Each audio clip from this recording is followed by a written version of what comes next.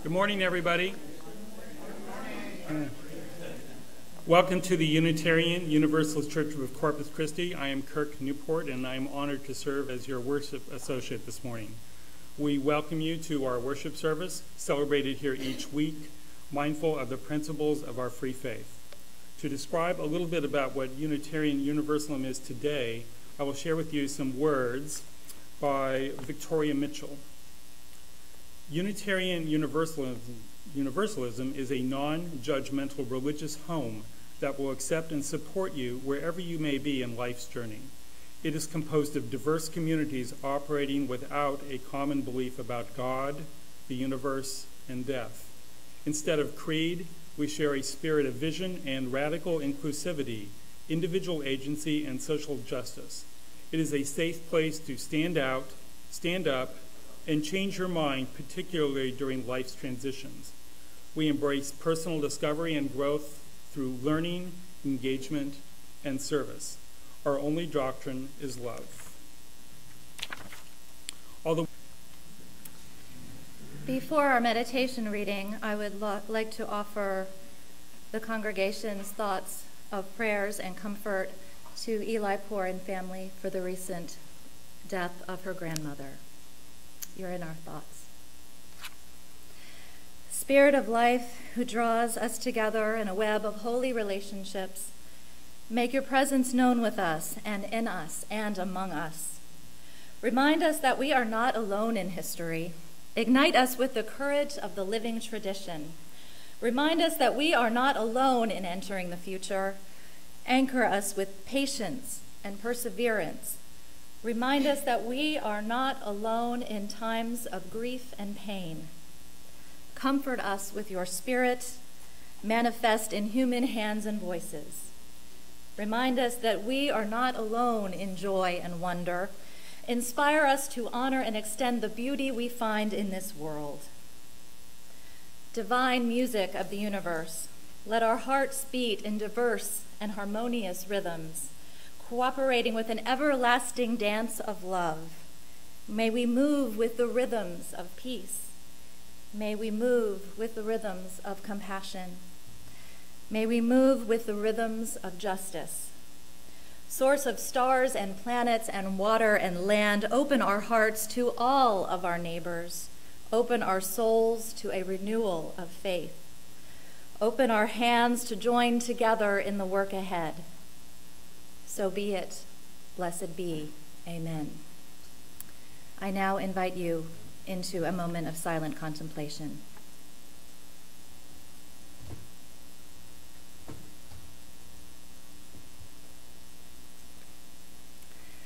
Instead of a reading today, I'd like to take this part of the service to share with you some news from the larger world of Unitarian Universalism.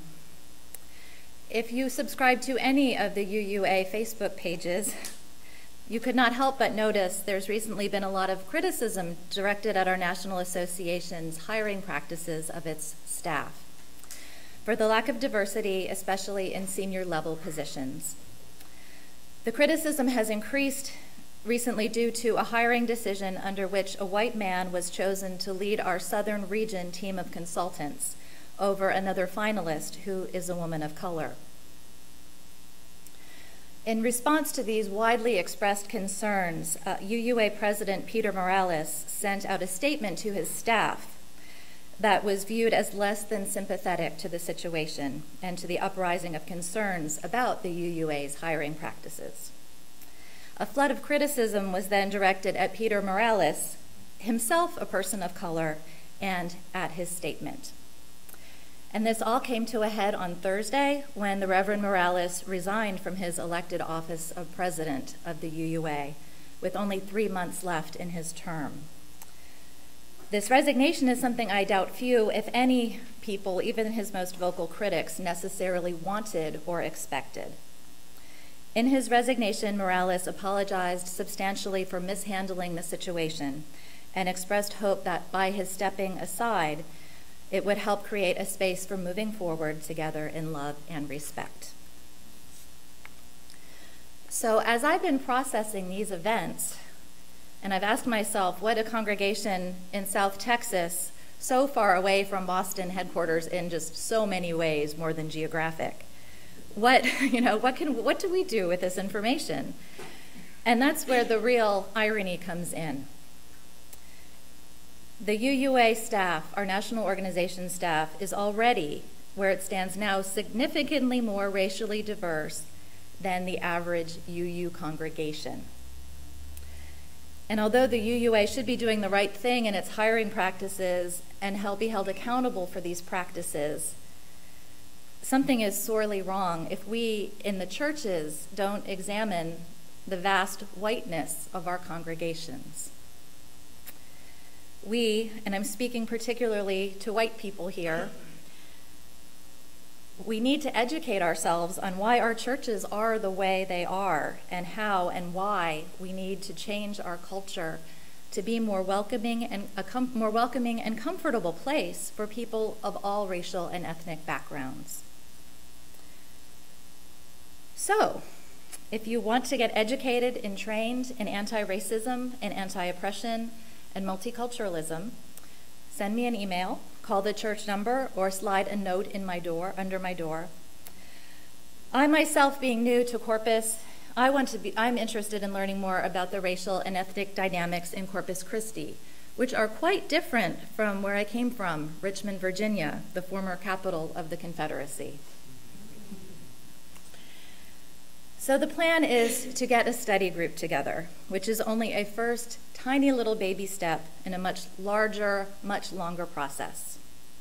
And I'm also available for one-on-one conversations too. I'm open to ideas, suggestions, and critique.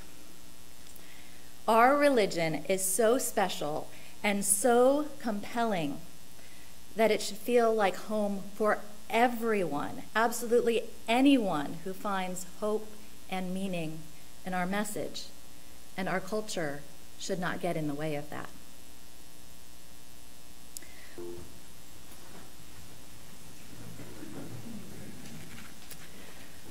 Sometimes I think our hymn lyrics are actually better than sermons. But you're going to get a sermon today anyway. So this is the story of a church, and it is quite a story. And it all started when I was looking for an idea for my UU history paper when I was in seminary.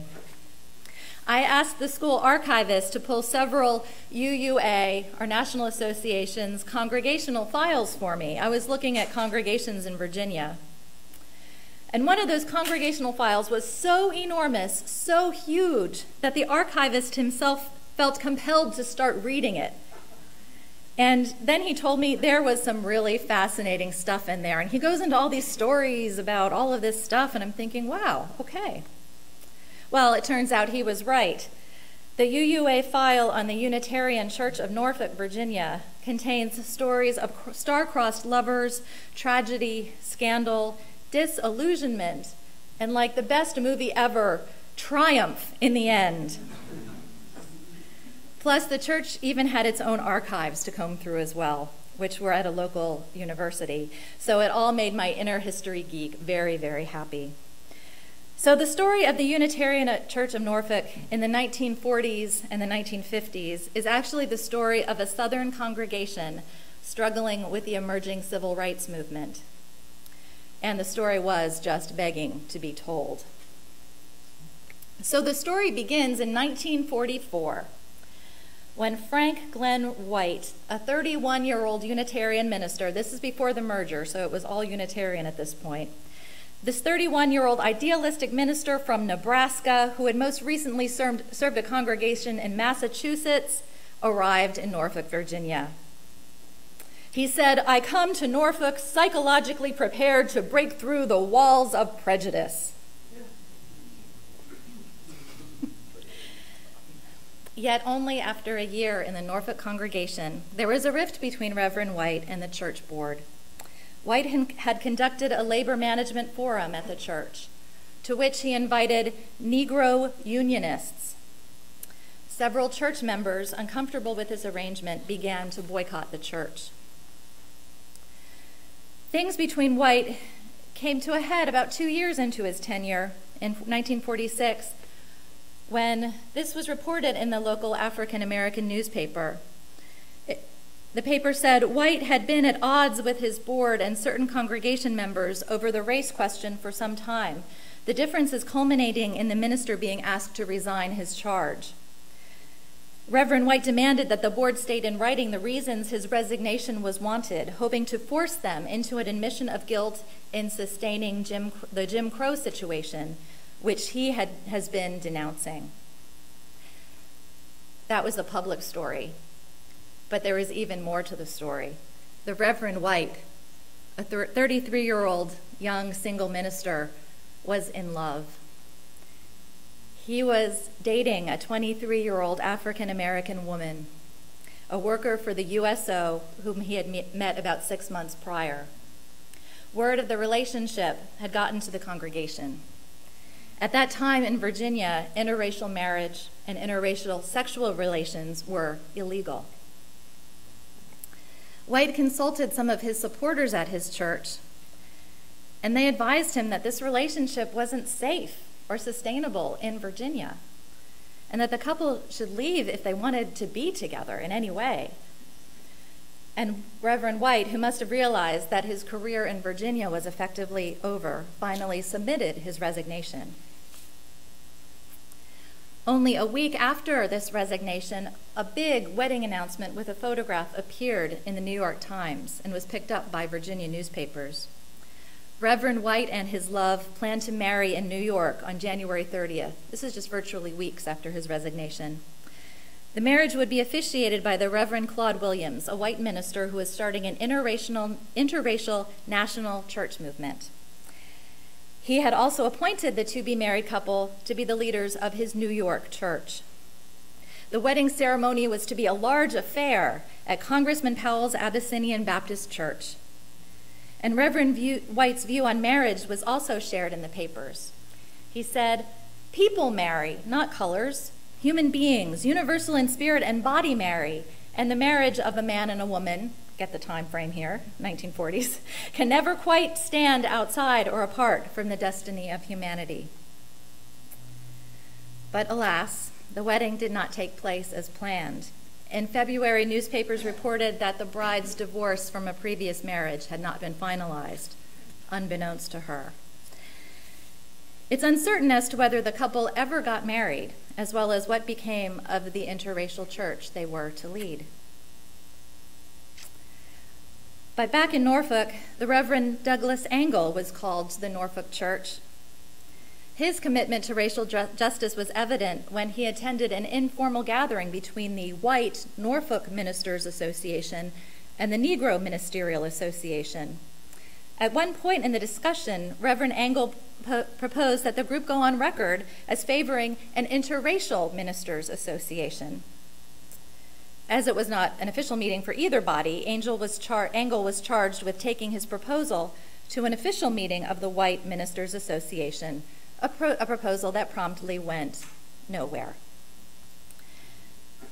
Only 6 months later, Angle was featured in an article in the local black press announcing that he was quitting the church, the Unitarian Church of Norfolk, in disillusionment, and he also called out the local white ministers who preached brotherhood but yet refused to integrate the Ministers Association.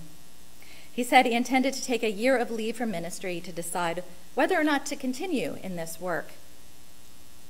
And again, that was the story in the press. The story was much more complicated. He was, in his 6-month tenure, he was maybe responsible for this much in that enormous file. So from early on in his 6-month tenure in Norfolk, this reverend was really unhappy. Some members of the congregation spread rumors that he was a communist. In response, he wrote, "It is probably needless for me to say that any person who expresses democratic ideas, equal opportunity for all people regardless of race or color, and international brotherhood as against nationalism is regarded as a communist." But in letters to the American Unitarian Association, his advisors there, the AUA was also supplementing a vast portion of his salary. Angle described his congregation as one that knew little about Unitarianism, and the church was dominated by an extremely conservative group of leaders who disregarded church bylaws and democratic processes to control the church, through the board and by threatening to cut off their financial support. Now, you know that's never happened in any other place, right? He wrote, "It seems to me it cannot always be the minister who is at fault in this church. This church has not been able to sustain itself or grow to any respectable size in the past 17 years. The ministers of this church, unless they dared collide with the closely controlled board, could not speak freely." And if that's not enough, he goes on to say that the congregation had not been a liberal church and was not attractive to new members with Unitarian values. He referred to his congregation as a very sick church and wrote that he did not want to be controlled by a small group of reactionary non-Trinitarians. Okay. All right. So yeah, that was the parting of Reverend Engel.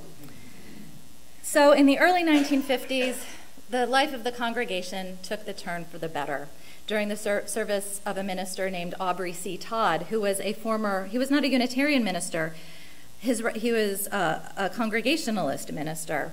So rather than being known as minister of the congregation, he was titled speaker instead. And during this tenure, things went well. The congregation turned a corner with African Americans attending services and occasionally becoming members. Some white members who were religiously liberal but socially Virginian left the church. But again, the smooth sailing did not last. Todd, a married man with a child, was asked to leave the congregation in 1955 after being arrested on a morals charge related to homosexual activity, which was also illegal in Virginia. He had been arrested quite publicly along with a sailor in a public park. Public scandal ensued after Todd's tenure of 5 years.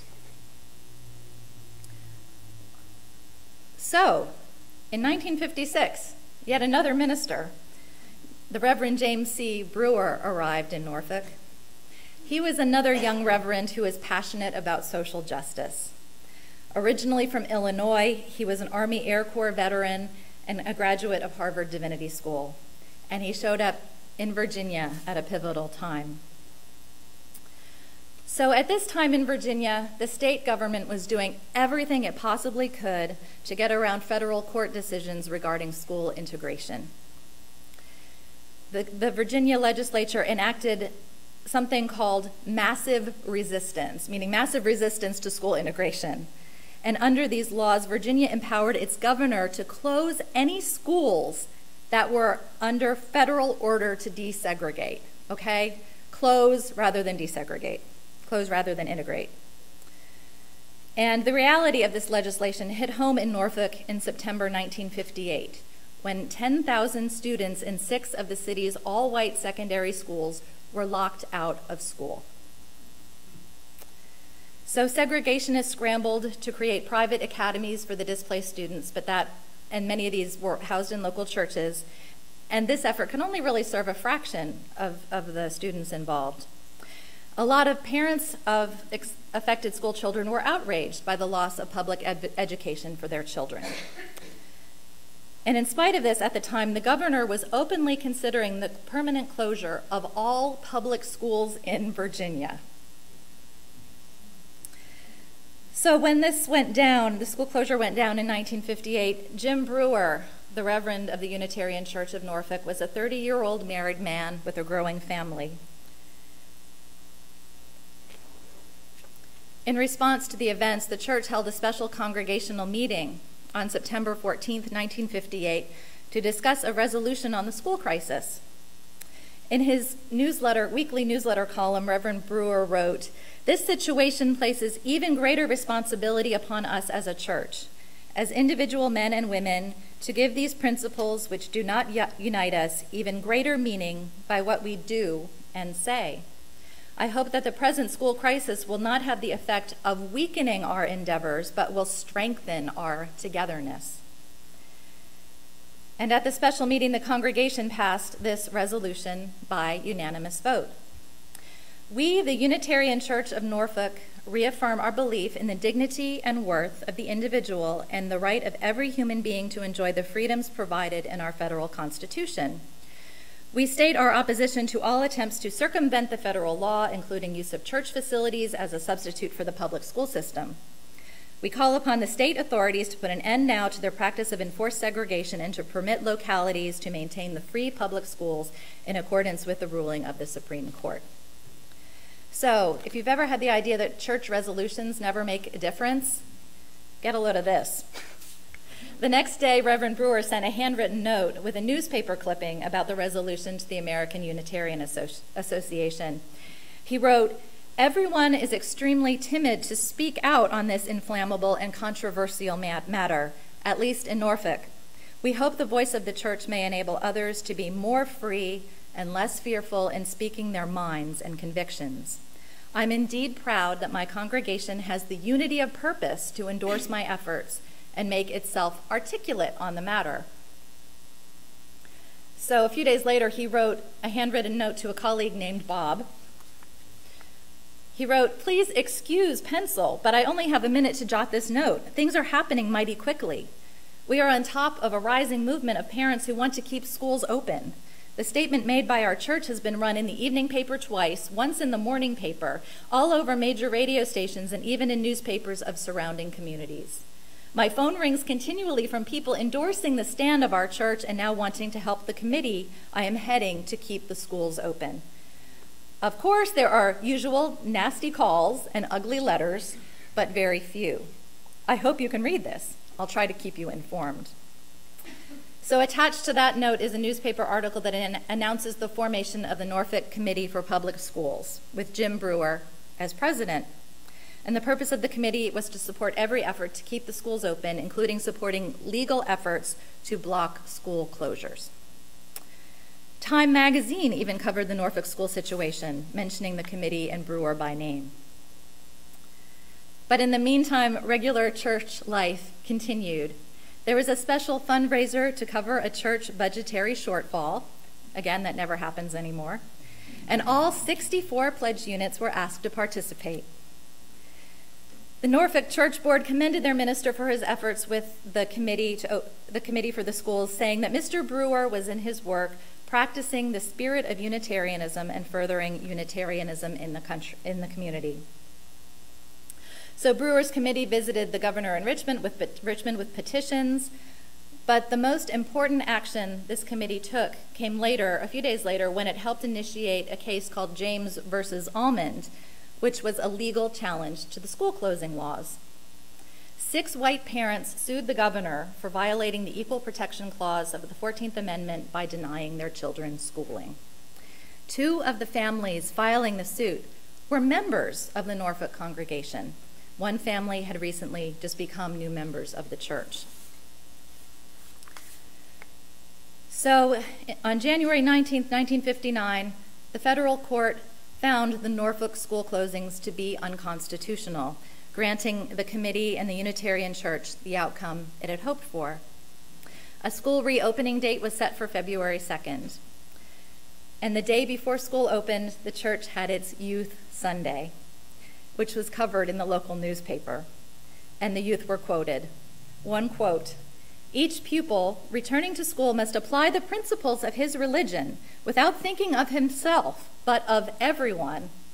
Another youth said, "Children should stick to their own ideas and not necessarily take on the beliefs of their parents or adults." So on the reopening day, with national press coverage, 17 black students in Norfolk entered previously all-white schools, and no acts of violence occurred. And about a week before the reopening, the Unitarian congregation joined together for a potluck dinner and to watch themselves on TV, on Edward R. Murrow's CBS feature on the Norfolk school crisis, which was called The Lost Class of '59. It featured Jim Brewer speaking for the committee, and several congregation members were interviewed as well. So after a tenure of 5 years, Jim Brewer left the Norfolk Church on good terms. In his final letter to the congregation, he wrote, "You, this church, will always be with me. I know a few churches which can match the inner spirit and potential of this one. I have been very proud to have served as your minister." So perhaps the most heartening conclusion that we can draw from the story of the Norfolk Church is that even after the most disastrous of circumstances, that change and redemption can happen with time and patience and persistence. At least 2 ministers and AUA representatives who had consulted with the congregation in the file, during the struggle in the scandal years in the file, were saying things like, just close it down for heaven's sake. We can sell the land and make some money and use it elsewhere because this is just not an investment we want to continue. I mean, this was like the plague church, just shut it down, they were saying. But yet the congregation itself really never gave up, even when its national association had. They found some way to continue, even after this string of tragic events and scandal and failures. So it's those folks who really weren't in the files, but the ones who were in the church, who were determined to keep trying no matter what, who actually set the stage for Jim Brewer to come in and for this amazing success to happen. So that's the reason I like this story so much, is that really in the span of 14 years, this train wreck of a congregation, once considered not worth even existing, managed to pull itself together and make a huge difference that was heard of on the national stage. I mean, they took on a state and a governor and a legislature and won, and they built a base and a coalition, and there's nothing in their past that gave any indication they would ever be able to pull something like this off. I mean, it took so much guts, it took risks, it required them to shed all of their negativity and all of their baggage from the past. And they were all in, and they managed to rewrite their own story. So, what does all this have to do with us right here, right now? Well, I can gladly say that this congregation is not a train wreck.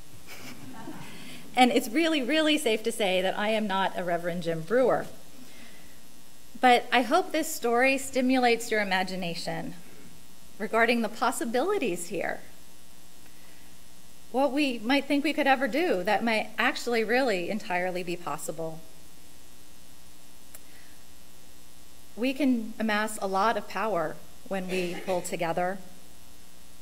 And I hope this story also reminds you that even small churches are capable of doing very big things.